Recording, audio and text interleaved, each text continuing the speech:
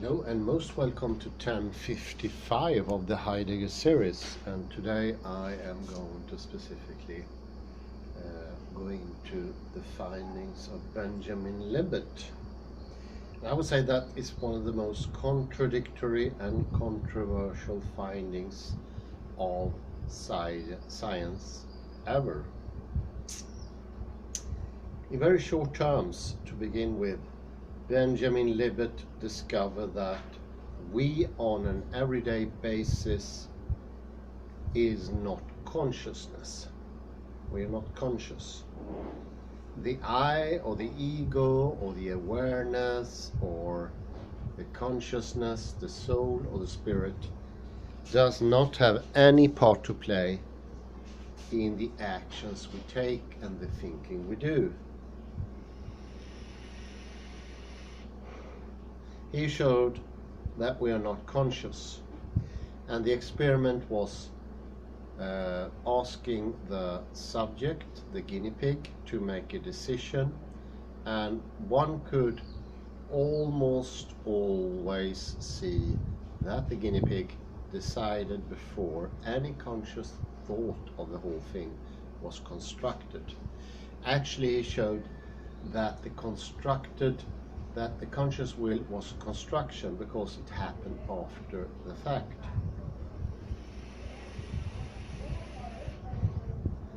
So after the fact it was predicated that the person wanted to do a certain thing or certain action were to be taken, and later, not much later, but after the fact, and that is incredibly important. It is not something slightly important, it's ever so important because it's strictly afterwards.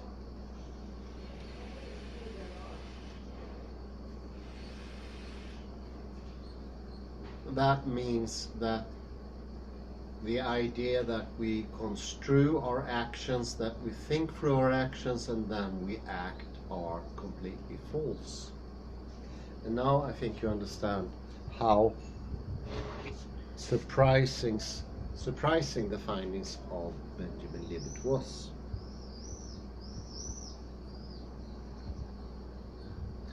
And I would say this is the amnesia from a temporal aspect. It is doing something after it's already happened. This is passivity. This is letting perception, action, thinking, intellectualization happen by itself, by no conscious effort, by an automated process that do not engage in an outer world. It is enclosed, and it takes a special vantage point, and that is that the world is already out there. And I would say this is not a criticism against the principle that everything is out there, but I think the main thing here is to assume everything is out there before we looked into it. And that means that no matter what, the conclusion will be the same. So it doesn't stretch us and inform itself in and outside that tells you that everything is out there. No, it posits it before the fact. And therefore passivity is what characterize the thinking process. And then after the fact, after the repetition has been made, we give a sort of reflective notion to that, something that Rudolf Gachet in The Taint of the Mirror has mentioned. That's the nullification of intelligence, is that we simply repeat the same thing that we gave out. The passivity that we send out automatically, unaware, unhypothesized, is what we get in return, and what we get in return we acknowledge and we reflect that. That is the mirror image. That is the simplest mirror image. It's a mirror image that reflects itself, or to be more specific, It thinks that it reflects itself, that it sees the original thinking process, and that can be turned into or expounded, trajected into everything. This is the search for the true original. The true original, as Rodolphe Gasset showed in the Tale of the Mirror, is a mistake of thinking. It is not a belief, it is a mistake.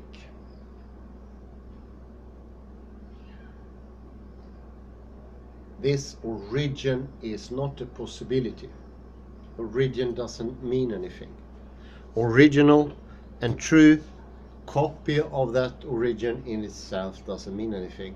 For anything to be a good copy, it needs to be an iteration, not the same thing. It needs to have the same quantity of complexity. It needs to have the same quantity of modus, not the same quality, not properties, not content. It needs to be quantitatively same, and that is absolutely different. And that means that in every twofold, you need first to send out all what you can. You need to be balanced, you need to be in poise, erect, so to speak, not having a posture, be aware, be willing to take in, or be willing to give out. Have the courage to give out, to offer a gift, I would call that. This has some associations with Heidegger's Denken and Danken, a thankful thinking. But this is a thinking that gives to others. When I meet somebody or someone, I give to that person what I say, what I see, what I perceive, what I experience, and I give from my heart. I really gather my whole entity to that person. I don't passively just ask why, what, whom, why, and so forth. Those passive questions that covers up, that doesn't take any effort, that can seem to be incredibly nonchalant, non-caring, keine Sorge. They can also be from a person who's Weltarm, who doesn't have anything to do with reality. He is not a connoisseur of reality. He doesn't take an enjoyment in reality. He or she just gives up prematurely. Then in an automated fashion they ask the questions what, when, how, instead of actively thinking.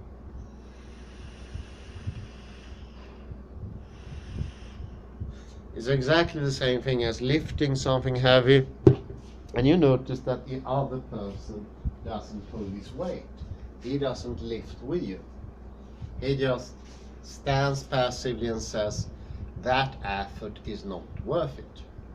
The effort is not worth it. I want to give. It is about giving. True perception is giving. It's Sorge. And it's caring.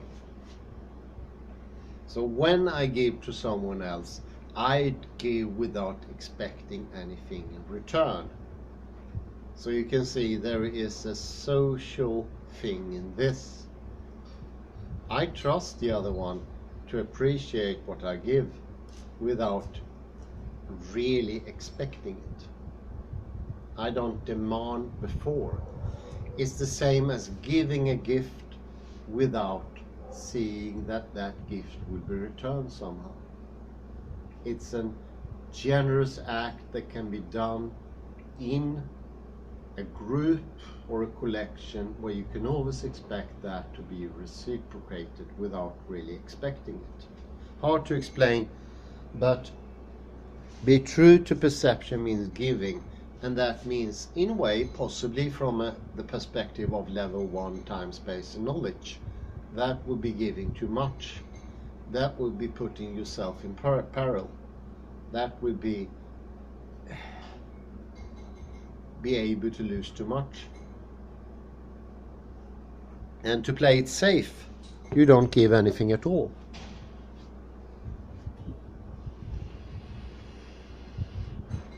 Because you think it's too expensive, too risky, you've been shunned to so many times, you haven't gotten anything in return, you don't send anything onward or outwards. You just cling to what you have and you stay with that.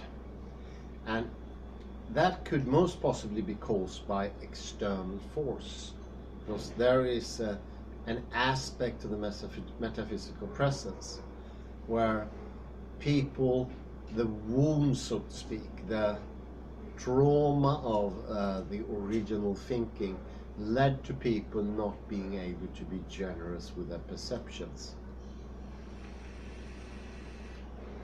And just ridiculously assuming a world out there and saying that that world out there, it doesn't need any reciprocity, doesn't need anything giving and taking. You just take it, you just capture it, you just grasp it in a greedy manner, and then you will be rewarded by nothing. To have a true understanding of the world is to be with others.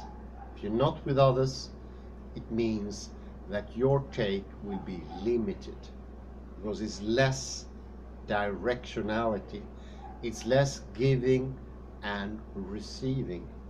And a true gift does not demand any reclaimage. And this is the same with the logical reasoning that come after the fact. After the decision is made, Benjamin Libet showed the reasoning come, and that reasoning is 100% the same. It's an automated, repetitive act of confirming that you wanted that from the beginning. And you know somewhere in the system that you never wanted this, but you convince yourself because this is what you can get. Very close to when I talked about the other day, the other lecture, about looking when you threw a pebble into water. The ripples on the surface is not the place where you look where the stone went into the water, and then you don't get the reward of seeing the ripples. When you don't get a reward, a poverty, a lack emerges or is already present. And for that urge, a greediness comes about. Greediness of wanting to have that before the fact. It's a world of poverty. This world of the amnesia is the world of poverty. You don't get your things you want. You don't have perception, you don't have thinking, you don't have intellectual work. We need that. It's something that we take pleasure in thinking, being highborn, being able to analyze, being civilized, being complicated, taking pleasure in seeing things more complicated, seeing bigger answers. For every time we do that, we get deeper and deeper understanding. But we don't go that way. We look at the direct mirror image that directly reflects, and that is very similar to waking up stressful in the morning with an angry temperament and just look into the mirror and you actually don't see anything. And you might be disgusted with what you see, a face that's unshaven, tired and not happy. And you acknowledge that. That is the modern times. That is not willing to send out. This is over-relaxation. Because if you over-relax, you send out a really bad message to other people. It means you're not engaging in the communal horizon that other people send out to you, which you take and share. It's a sending from both partners. We need to be active in reality, and the Western Hemisphere is the only part of the world that we assume everything to be be absolutely passive. Reality happens outside ourselves.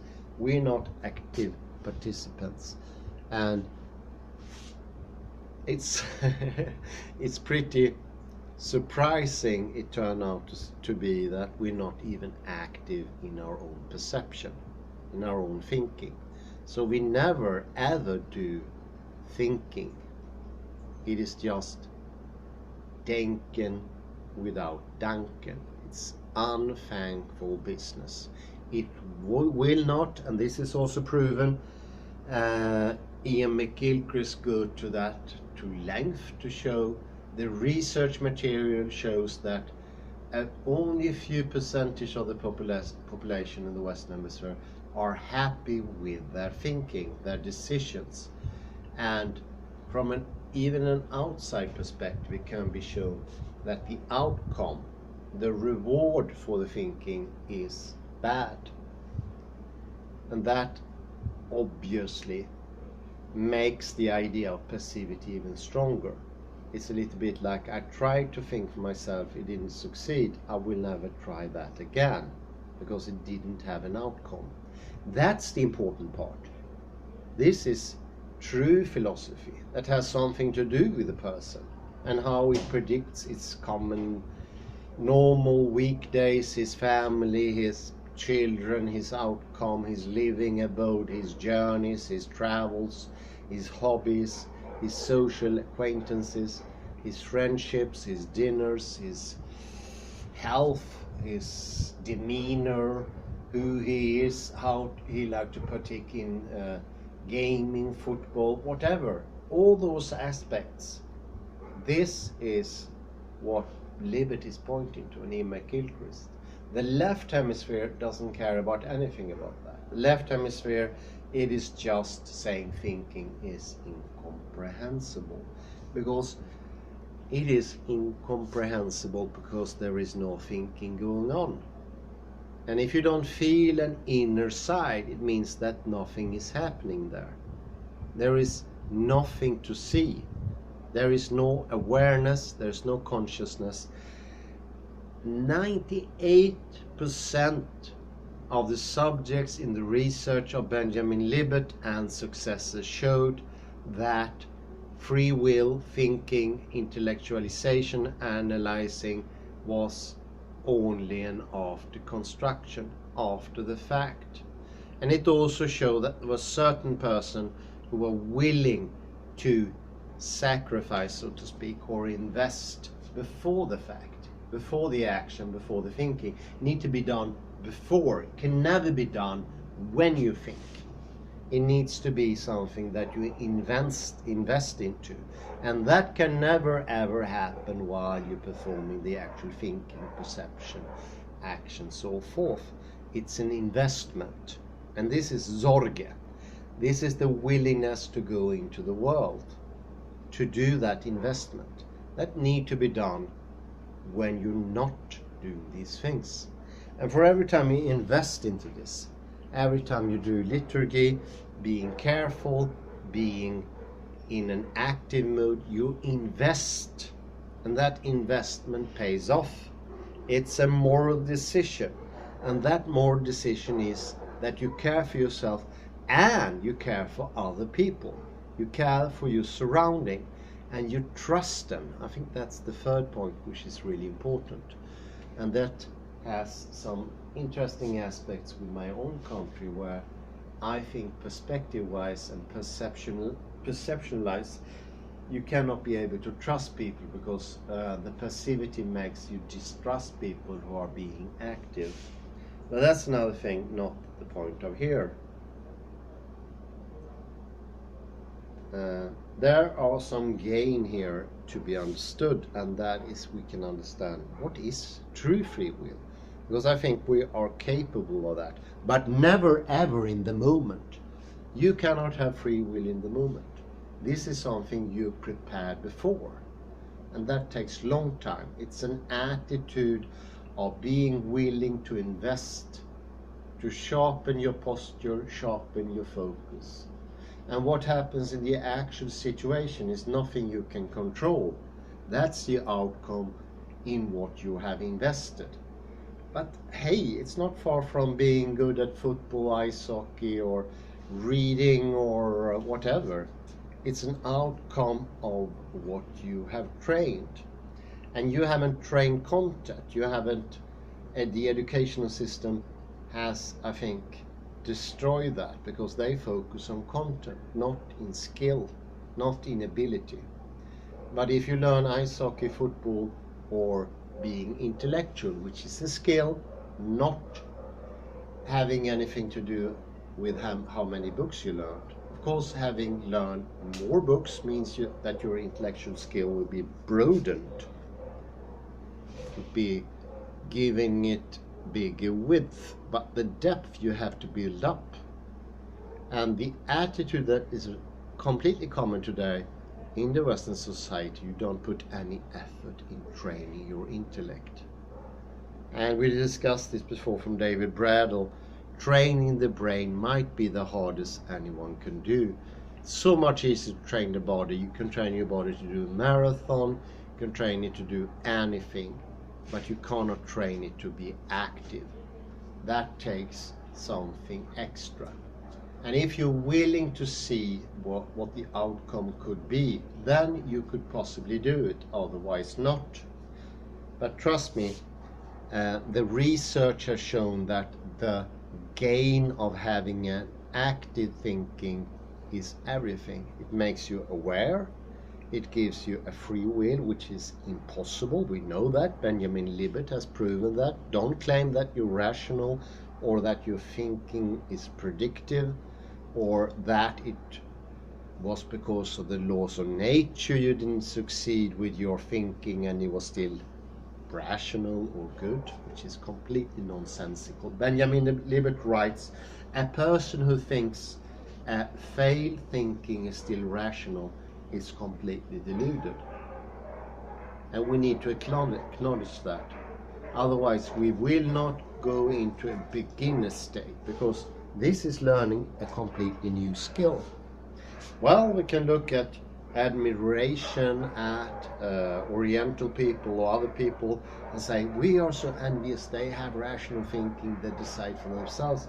Well, we need to start over. I'm sorry, everything has already been put in place here. And since you've been passive since the childbirth, more or less, it needs to be done with an immense practice. But the difference is immense. Everything to be gained, everything to be lost.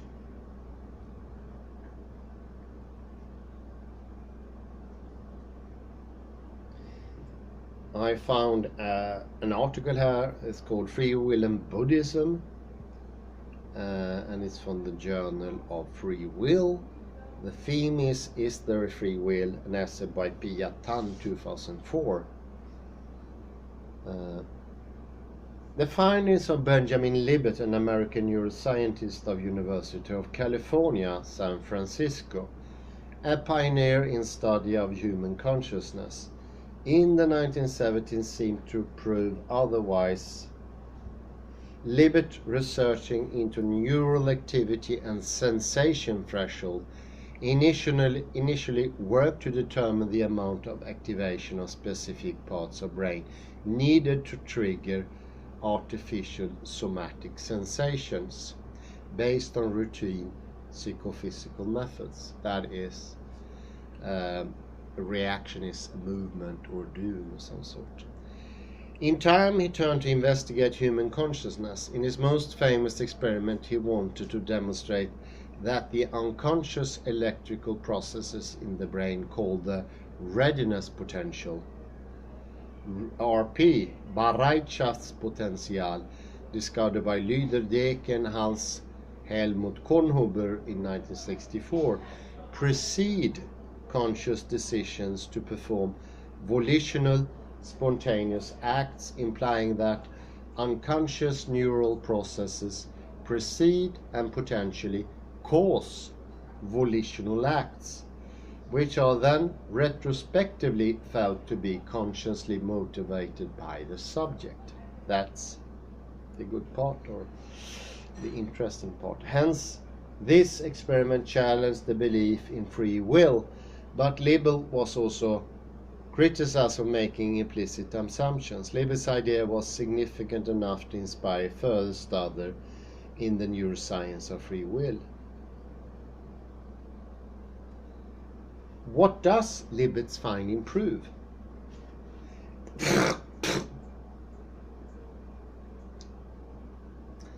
In his experiment, Libet asked volunteers to extend one of their arms and, whenever they felt like it, out of their free will, to flex their wrists. A clock allowed the subject to note exactly when they decided to act. By fitting electrodes to the wrist, the start of the action could be timed. More electrodes on the volunteer's scalps recorded a particular brain wave pattern called the readiness potential, which occurs just before any complex action and is associated with the brain planning its next move. It was found that the decision to act came after the readiness potential. From this experiment, it seemed clear that what we notice as the decision to act, what we take to be our free will, occurs only after the process of action had begun. Will, it seems from this experiment, does not initiate the action, but is a byproduct of the process.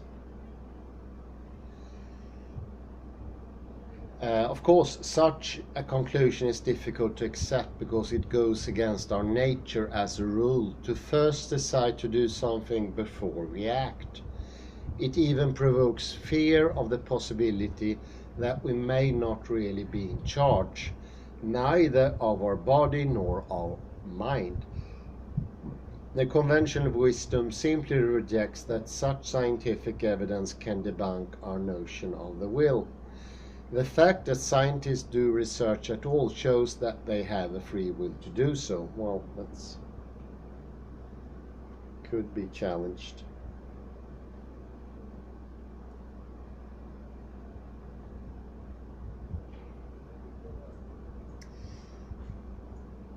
Some clever people make a Zen quip that the scientists have no choice but to do the research, or that we have no choice but to do what we are doing.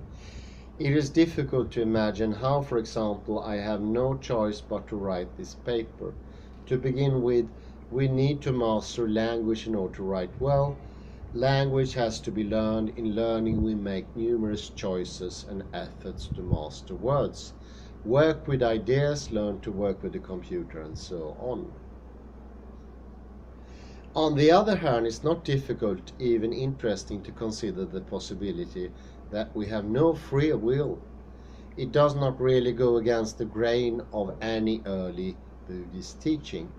The Buddha teaches that karma in attention, cetana, and only when we insist on translating cetana as will, there may be such a problem in face of Libet's experiments.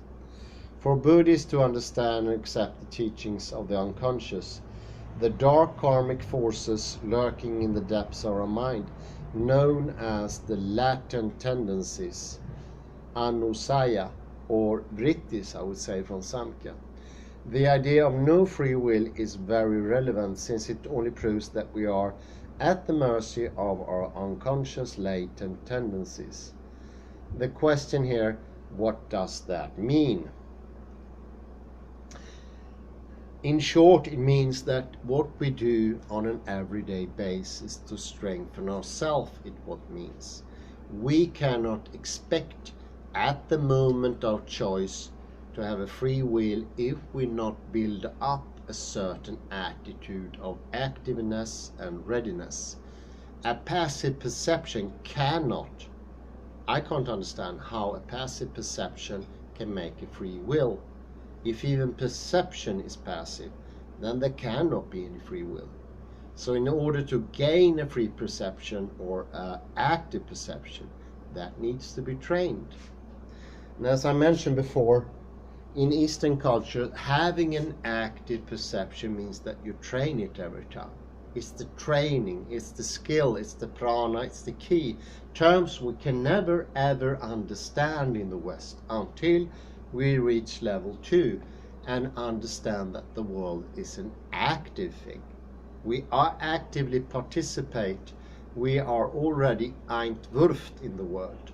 We are not alien to the world. We're not just visitors in this world, have nothing to do with it, have nothing to see with it, and everything is just happening. No, we create this world, and it's this very creation that makes it objective.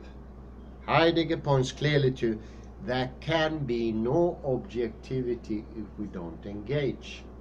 Objectivity, according to Heidegger, Derrida, and also quantum mechanics, is an active subjective tendency where you believe in yourself and you put all your subjective substances or your willing and your intention, because they are really important for perception.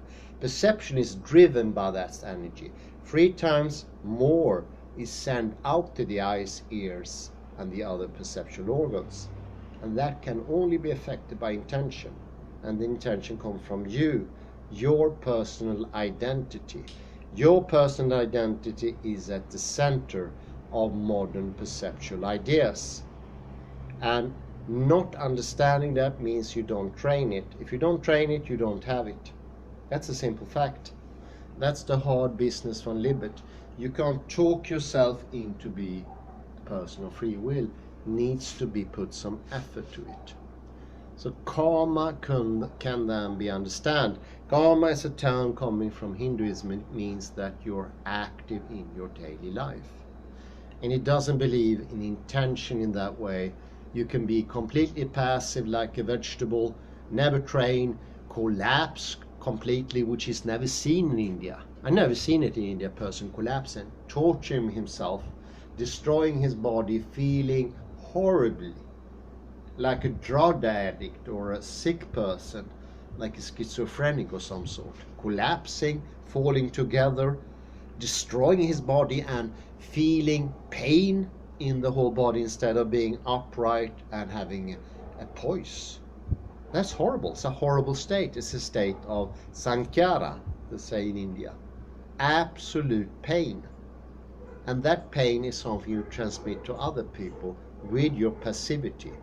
And you become less and less complex until you go under a certain level and you lose the possibility of intellectualization. You become automaticated. And that's an absolute level. It's not something that is comparable. It is not a scale-wise thing. It has to do with iteration.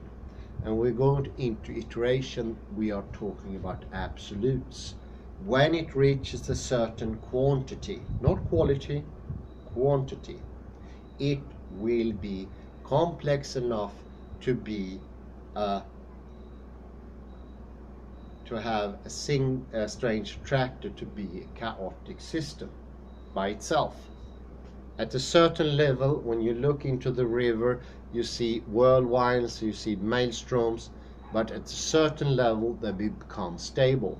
And that level is absolute. Under it, it will not be stable. Over it, it will be stable. That's an absolute level. And it's not made from comparison. It's coming from the inside. Actually very close to what Julian Barber described his universe, where comparison comes from the inside. It doesn't take an absolute standard, absolute clock, or an absolute XYZ with the center of the universe that can never be determined. The maelstrom and every other chaotic organized system, as we are as well, over a certain level is stable, under a certain level is unstable. We are all in an unstable level because we are passive. We don't throw rocks, stones into the maelstrom, so to speak, giving it energy, impetus. And from the beginning, that impetus energy can be whatever. Just your sheer willingness to put some effort into your thinking will be sufficient as a starter.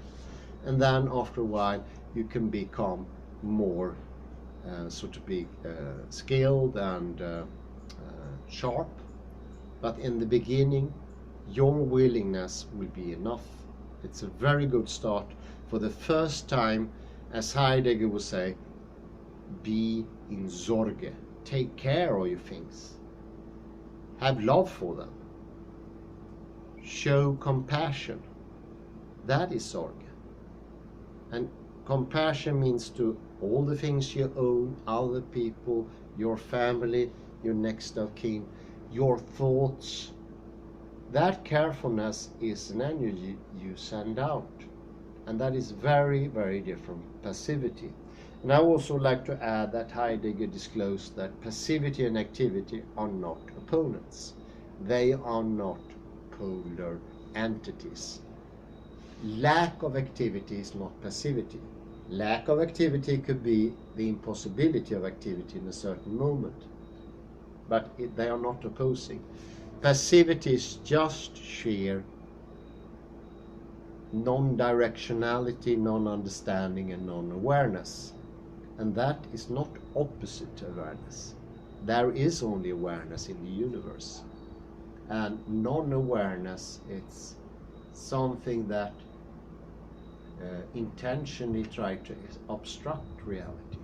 When you come into that sense of need, wanting to keep the maelstrom without doing anything, that internal need of a metaphysical presence or transcendental signified, that compensation for the lack you feel in your own life, which is okay, but too hard and too direct, it will lead to that you trying to grasp, like almost mishandling things, taking them to you, grasping them too hard, and then they will not show themselves to you.